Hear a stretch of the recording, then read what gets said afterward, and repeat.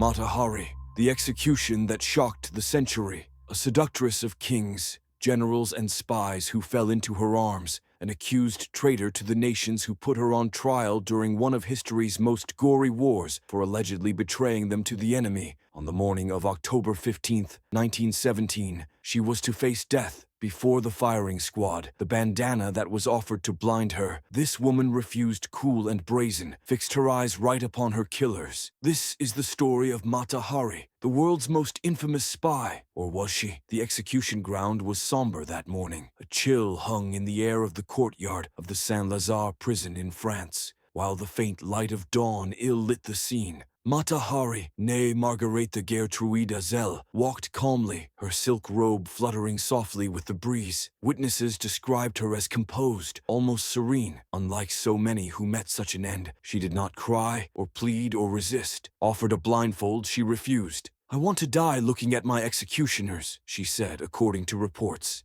Her final moments were a spectacle, both courageous and mysterious. Up to a dozen soldiers reluctantly raised their rifles, their slowness engraving every uncomfortable movement. Understandably, his nerves were frayed, and rightly so. In front of him was no ordinary prisoner, but a woman who had once charmed the most influential men of Europe. The order came. "Fire!" One voice rang loud across the courtyard, and Mata Hari fell, her silken robe ballooning out around her like a shroud. Her executioners closed in, one delivering a coup de grace against the side of her head to make certain she was dead. Even in death, however, her story was far from over. Indeed, to make sense of Mata Hari, a story truly must start from the beginning, a life full of glamour, scandals, and tragedy. Margaretha Gertruida Zell was born in 1876 in the Netherlands, having a wholly unremarkable childhood. Life took a dramatic turn when she married a Dutch colonial officer named Rudolf MacLeod.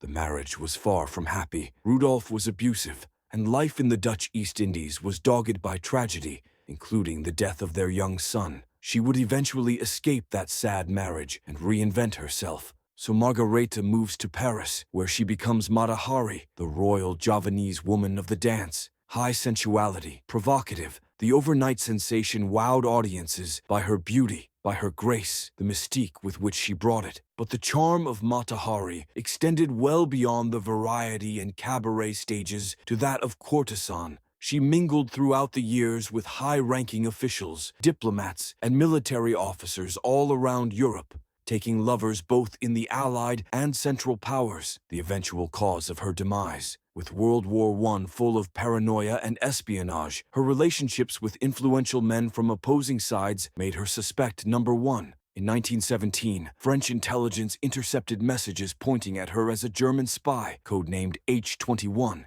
At best, evidence against her was flimsy. The letters found were vague and may well have been planted by the German intelligence services themselves. But Mata Hari had been arrested, charged with espionage, and tried by military court. The sensational trial became a sensation due more to sensationalism than due to the facts. Her persecutors labeled her as a femme fatale and a hazardous seductress who extracted secrets out of lovers. Mata Hari was never guilty of these accusations. She admitted the fact that she received some money from the German intelligence on various personal bases rather than on espionage. No one paid any heed to her. She was convicted and sentenced to death in July 1917. But here is the kicker. Today, historians generally consider that Mata Hari wasn't such a big-time spy after all, but had, if anything, dallied in espionage enough just to get the money to live that excessive lifestyle. With war losses now mounting in France, its government badly needed some scapegoat through whom morale could be tightened up. Having lived a life of sexual scandal and roots of foreign origin, Mata Hari was the most apt target. The execution did not pertain to justice per se, but rather to send an utter statement being the face of betrayal, when, in actual fact, she is too highly questioned as being guilty. The story of Mata Hari really echoes the biases of her era as much as intrigue with espionage itself. A woman living in her way and on her terms would definitely be far too bold, brazen, and uncompromising for this man-dominated world to bear. Her trial and execution highlight the dangers of fear and paranoia. In times of crisis, societies often look for convenient targets, sacrificing truth and justice in the process.